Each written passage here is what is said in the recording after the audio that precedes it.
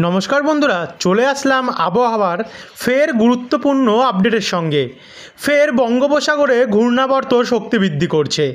যে ঘূর্ণাবর্ত ঘূর্ণিঝড়ের ফলে কমজোরি হয়ে বৃষ্টির পরিমাণ কিছুটা কমার কথা ছিল, কিন্তু এই মুহূর্তে এতটাই পরিবর্তন ঘটেছে যে অবশেষে পশ্চিমবঙ্গ, বাংলাদেশ, ওড়িশা সমেত অসম এবং আরও অন্যান্য যে সমস্ত রাজ্যগুলি রয়েছে ভারতের পূর্ব দিকে এবং উত্তর পূর্ব দিকে, এই জায়গাগুলিতে ঘূর্ণিঝড় এবং ঘূর্ণাবর্ত এই দুটো দাপটে এবারে ভারী থেকে অতি ভারী, এক কথায় বলতে গেলে অনেক জায়গাতে কিন্তু অতি ভয়ঙ্কর পরিমাণেরও বৃষ্টির সম্ভাবনা রয়েছে। এবং তার সঙ্গে ঝড়ো হাওয়া ব্যাপক পরিমাণে রয়েছে, দেখতে পাচ্ছেন। যেমন কলকাতা এবং পশ্চিমবঙ্গের দক্ষিণের বিভিন্ন উপকূলে জায়গাগুলিতে, সঙ্গে বাংলাদেশের উপকূলের জায়গাগুলিতে ঘূর্ণাবর্তের ঝড়ো হাওয়াও ব্যাপক পরিমাণে কিন্তু বইবে। অর্থাৎ এবার আমাদের হাতে দুটো আপডেট আসছে, এক ঘূর্ণিঝড়ের ফলে যে বৃষ্টিটার সম্ভাবনা ছিল সেটা, এবং বঙ্গোপসাগরে যে ঘূর্ণাবর্ত, যেটা পরবর্তী দুদিন আগে দেখেছিলাম আমরা শক্তি কমাচ্ছিল, কিন্তু না, অবশেষে কিন্তু এটি আগের থেকে অনেকটাই শক্তি বাড়িয়ে তুলেছে। একবার যদি আপনাদেরকে বায়ুর ঝাপটা মোডে নিয়ে গিয়ে সর্বোচ্চ বায়ুর ঝাপটা গতিতে দেখাই, তাহলে কিন্তু ঝাপটা মোড বলছে 78 কিলোমিটার প্রতি ঘন্টায় এর গতি রয়েছে বায়ু মোডে, বায়ু ঝাপটা মোডে। একবার যদি আমরা বায়ু মোড যাই, বায়ু মোড বলছে 53 কি 52, 51 থেকে 53 কিলোমিটার প্রতি ঘন্টায় ঝোড়ো হাওয়া থাকবে। যেহেতু 65 হয়নি, তার কারণে আমরা কিন্তু এটাকে ঘূর্ণিঝড় বলতে পারি না, অর্থাৎ খুবই শক্তিশালী ঘূর্ণাবর্তই আমরা এটাকে বলছি। একবার দেখে নেব হঠাৎ করে এতটা শক্তি বাড়ার কারণটা কেন, এবং বৃষ্টি কতটা বাড়বে সেটাও আপনাদেরকে দেখাবো, কোন কোন জেলায় কতটা বৃষ্টি হবে। দেখতে পাচ্ছেন জোড়া দাপট, এদিকে বঙ্গোপসাগরে ঘূর্ণাবর্ত এবং এদিকে দক্ষিণ চীন সাগর এবং ভিয়েতনাম উপকূলের দিকে নতুন টাইফুন। এই টাইফুনের নাম তো আপনারা সবাই জানেন, একবার কমেন্ট কিন্তু জানাবেন, একবার পরীক্ষা করে দেখি আপনারা কারা কারা এই টাইফুনটির নাম মনে রেখেছেন। কমেন্ট বক্সে জানাতে ভুলবেন না এই টাইফুনটার নাম কি। তবে এই টাইফুনটা কিন্তু এই মুহূর্তে এখনও অবধি উপকূলে 213 কিলোমিটার গতিবেগে আছড়ে পড়ছে, অর্থাৎ এখনও অবধি পুরোপুরিভাবে আছড়ে পড়েনি। এর কিছুটা অংশ উপকূলে প্রবেশ করেছে, পুরোপুরিভাবে আছড়ে পড়তে আজ মোটামুটি রাত্রি অবধি টাইম লেগে যাবে। কিন্তু এখন সর্বোচ্চ গতি আছড়ে কিছুটা অংশ প্রবেশ করেছে উপকূলে, তাও 215 কিলোমিটার প্রতি ঘন্টায় যে বায়ুর গাস্টিং, সেটা কিন্তু আমরা দেখতে পাচ্ছি, মানে ব্যাপক ভয়ঙ্কর কিন্তু এটি। এবং এদিকে বঙ্গোপসাগরেরটাও আমরা এই মুহূর্তে দেখতে পাচ্ছি 70 কিলোমিটার প্রতি ঘন্টা। একবার যদি আমরা বায়ু মোডে দেখি এখনকার বঙ্গোপসাগরে কী পরিস্থিতি, বায়ুমোড বলছে কোথাও 49, 50, 53 বা 54 কিলোমিটার গতিবেগে ঝড়ো হাওয়া রয়েছে। কিন্তু এই ভিয়েতনামের এই উপকূলের সামনেটা যদি দেখি, তাহলে বায়ুমোড বলছে 135 কিলোমিটার প্রতি ঘন্টায়, এর দিয়ে বেশিও হতে পারে। তার মানে বুঝতে পারছেন যে কতটা ভয়ঙ্কর হয়ে উঠেছে এটি। এবার আরেকবার বায়ুমোডে যাব, গিয়ে এবার দুটোকে আমরা একসাথে প্লে করে দেখব। দেখুন, মোটামুটি আজ রাত্রিবেলার, সন্ধ্যা থেকে রাত্রির মধ্যে কিন্তু পুরোপুরিভাবে এই টাইফুন বঙ্গোপসাগর থেকে দক্ষিণ চীন সাগর থেকে ভিয়েতনাম থেকে উপকূলে পৌঁছে যাবে, ভিয়েতনাম উপকূলের মধ্যে আছড়ে পড়বে। এবং 7 তারিখের পর যদি আমরা 8 তারিখে, অর্থাৎ রোববারে গিয়ে কিন্তু আমরা দেখতে পাচ্ছি এখানে এটা তো আস্তে আস্তে করে বাংলার দিকে এগোচ্ছে, অর্থাৎ ভারতের দিকে এগোচ্ছে আছড়ে পড়ার পর ঘূর্ণাবর্ত রূপ নিয়ে। কিন্তু বঙ্গোপসাগরেরটা কিন্তু আস্তে আস্তে করে শক্তি বাড়াচ্ছে। তো 8 তারিখে যদি আমরা একবার দুপুরবেলার কন্ডিশনটা দেখি, তাহলে আমরা দেখতে পাচ্ছি কি দুপুরবেলা 8 তারিখে ওড়িশা উপকূলে, যেমন পারদ্বীপ, পুরী, ভুবনেশ্বর, ভদ্রক, এই দিকগুলোতে কিন্তু ব্যাপক পরিমাণে ঝড়ো হাওয়া বইবে। একই সঙ্গে পশ্চিমবঙ্গের উপকূলেও কিন্তু ঝড়ো হাওয়া বওয়া শুরু হয়ে যাবে গিয়ে। তারপরে আমরা আরেকটু প্লে করলে দেখুন এইটা কিন্তু আস্তে আস্তে করে ভারতের দিকে আসছে, কিন্তু এদিকে বঙ্গোপসাগরটা শক্তি বাড়িয়ে যাচ্ছে। 9 তারিখের মধ্যে এটি আরও শক্তি বাড়াবে এবং এটাও আসছে, দুটো একসাথে জোড়া পাওয়া দেখতে পাচ্ছেন। তো 78 কিলোমিটার সর্বোচ্চ গতিবেগ উঠবে 9 তারিখের মধ্যে, এবং এটা কিন্তু আস্তে আস্তে করে পশ্চিমবঙ্গের দিকে আসছে। সবার প্রথম 9 তারিখে পশ্চিমবঙ্গের দিকে অর্থাৎ কলকাতা, তারপর হচ্ছে আমরা একটু পিছনে গেলে দেখতে পাচ্ছি কলকাতা, চন্দননগর, কোলাঘাট, বর্ধমান, শান্তিপুর, পুরুলিয়া, বাঁকুড়া, এদিকগুলোতে কিন্তু একটু স্মুথলি ঝড়ো হাওয়া চলবে, কিন্তু সবথেকে বেশি চলবে উপকূলের দিকটাতে। সেই সময়েও কিন্তু এখন অবধি আসেনি ঘূর্ণিঝড়ের ঘূর্ণাবর্ত, তার আগেই প্রভাব পড়া শুরু হয়ে যাবে গিয়ে।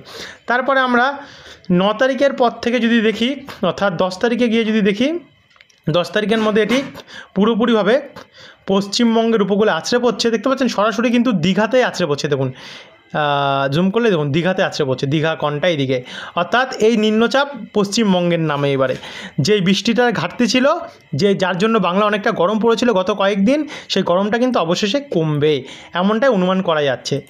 তারপর আমরা 11 তারিখের দিকে যদি যাই, এই ঘূর্ণাবর্ত তো আস্তে আস্তে করে, অর্থাৎ দক্ষিণ চীন সাগরে ঘূর্ণিঝড়ের ঘূর্ণাবর্তটি 11 তারিখ বাংলার ওপরে প্রবেশ করবে, তার আগে পশ্চিমবঙ্গের প্রভাব পড়া শুরু হয়ে যাবে গিয়ে।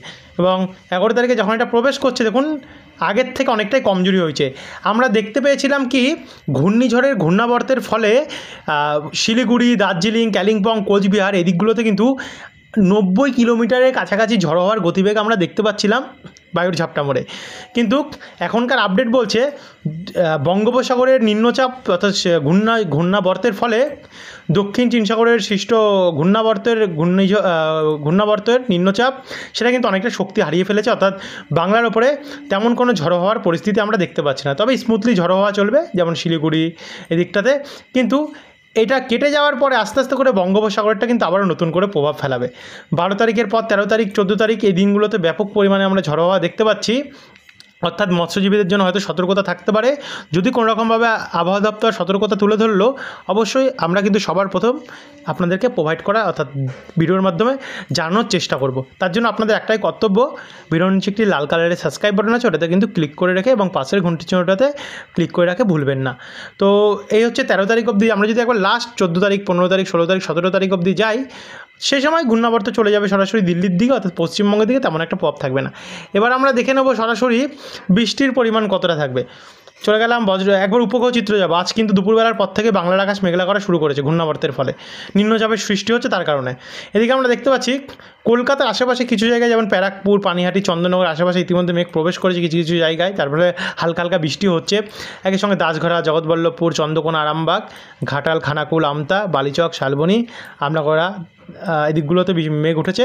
সঙ্গে গোসকারা, দুর্গাপুর, আসানসোল, সিউড়ি, বোলপুর, কাটোয়া এবং রামপুরহাট হয়ে মাল্লারপুর, সাঁইথিয়া, বুরবান, আহমেদপুর, দুবরাজপুর, রাজনগর, বোলপুর, নানুর দিকে এদিকেও কিন্তু মোটামুটি বৃষ্টির একটা চান্স আছে আমরা দেখতে পাচ্ছি। একই সঙ্গে পুরুলিয়ার দিকে কোথাও কোথাও একটু মেঘ উঠছে এবং বিষ্ণুপুর, বাঁকুড়ার দিকেও কিছু কিছু জায়গায় একটু মেঘ উঠছে। বর্ধমানের উত্তরভাগেও মেঘ উঠছে। এদিকে বাংলাদেশের খুলনা, বাগেরহাট, মোংলা দিকেও মেঘ উঠছে। গোপীনাথপুর, লোহাগাড়ার দিকেও মেঘ ভালো মতনই উঠছে। সঙ্গে রাজশাহী, পুঁথিয়া, দমকল, তারপর হচ্ছে বেরমারা, আলামডাঙ্গা, মোহনপুর, মেহেরপুর, তারপর হচ্ছে গোমস্তপুর, নবাবগঞ্জ এদিকগুলোতেও মালদার দিকেও কিছুটা মেঘ আমরা দেখতে পাচ্ছি। এদিকে মেঘালয়ের দিকে হয়ে আমরা দেখতে পাচ্ছি কিছুটা মেঘ উঠেছে, যেমন তুরা, নংস্তোয়েন, পাংশি, বাগমারা এই দিকগুলোতে, চাররাজীবপুর, মানে দিকে দিকে কিন্তু মেঘ ওঠা শুরু হয়েছে সবে এই মুহূর্তে। এবার আমরা দেখে নেব সরাসরি বজ্রবিদ্যুৎ মোডে গিয়ে।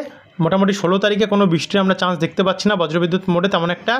15 তারিখেও দেখতে পাচ্ছি না, যেহেতু ঘূর্ণাবর্ত চলে যাবে গিয়ে ভারতের মধ্যভাগে, তার কারণে কিন্তু দক্ষিণবঙ্গে, পশ্চিমবঙ্গ এবং বাংলাদেশের দক্ষিণের জেলাগুলিতে তেমন কোনো বৃষ্টি থাকবে না। তবে 15 তারিখ ভোরবেলা নাগাদ উত্তরবঙ্গের জেলাগুলিতে বৃষ্টি থাকবে। দক্ষিণবঙ্গ নিয়েও আসছে, কারণ দক্ষিণবঙ্গে কিন্তু প্রচণ্ড বৃষ্টি আছে, একটু ওয়েট করুন।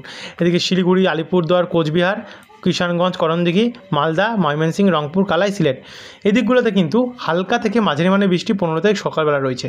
14 তারিখ যদি আমরা যাই, 14 তারিখে কিন্তু হালকা থেকে মাঝারি মানের বৃষ্টি সন্ধ্যাবেলা দেখতে পাবো, কিন্তু ভোরবেলা আমরা ভারী বৃষ্টির সম্ভাবনা দেখতে পাবো। যেমন গঙ্গাসাগর, ফ্রেজারগঞ্জ, নামখানা, কাকদ্বীপ, হলদিয়া, রায়দিঘি, ডায়মন্ড হারবার, জয়নগর এই দিকগুলোতে। আর বাদবাকি বজবজ, কলকাতা, খড়দা, চন্দননগর, হাবড়া এই দিকগুলোতে হালকা হালকা বৃষ্টি চলবে। এদিকে আবার শান্তিপুর, কৃষ্ণনগর, কাটোয়া, ডোমকল, করিমপুর, বেলডাঙ্গা, বহরমপুর, মুর্শিদাবাদ, জঙ্গিপুর, দুলিয়ান, মালদা, রাজমহল এদিকগুলোতে কিন্তু মাঝারি থেকে ভারী বৃষ্টির সম্ভাবনা রয়েছে। একই সঙ্গে উত্তর দিনাজপুর, দক্ষিণ দিনাজপুর, রংপুর, ময়মনসিংহ, সিলেট, কালাই, রাজশাহী, মেহেরপুর এদিকগুলোতেও কিন্তু আমরা মাঝারি থেকে একটু ভারী বৃষ্টির সম্ভাবনা আমরা দেখতে পাচ্ছি। সেই সময় ঘূর্ণাবর্ত থাকবে ছত্তিশগড় এবং দেখা যাচ্ছে মধ্যপ্রদেশ, আর এখানে আমরা ঝাড়খণ্ড নিয়ে দেখতে পাচ্ছি। তারপরে এগিয়ে এসে আমরা 13 তারিখে প্রবেশ করব।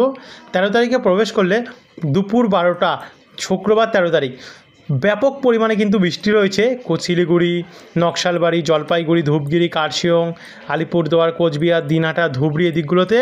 একই সঙ্গে লক্ষ্মীপুর, ধুন্দাই, নংস্তোয়েন, শিলং, তারপর হচ্ছে আলিপুরদুয়ার, শ্রীরামপুর, কোকরাঝাড় এদিকগুলোতে। সঙ্গে করণদিঘি, কিষানগঞ্জ হয়ে দুপুর 12টার সময় দক্ষিণবঙ্গে খুবই হালকা হালকা বৃষ্টি রয়েছে কলকাতা এবং তার আশেপাশের দিকটাতে, কিন্তু ভোর 5টার দিকে কিন্তু মাঝারি থেকে একটু ভারী বৃষ্টির চান্স রয়েছে। যেমন নামখানা, ফ্রেজারগঞ্জ, কাকদ্বীপ, রায়দিঘি, হলদিয়া এবং কুলপি এদিকগুলোতে মাঝারি থেকে একটু ভারী বৃষ্টি হবে। বাদবাকি জায়গাগুলো কলকাতা, কোলাঘাট, আরামবাগ, চন্দননগর, বর্ধমান, কাটোয়া, দুর্গাপুর, চিত্তরঞ্জন, বাঁকুড়া এবং মুর্শিদাবাদ, বহরমপুর, বেলডাঙ্গা, বীরভূম এদিকগুলোতে হালকা থেকে মাঝারি মানে বৃষ্টি চলবে, হালকা হালকা বৃষ্টি চলবে।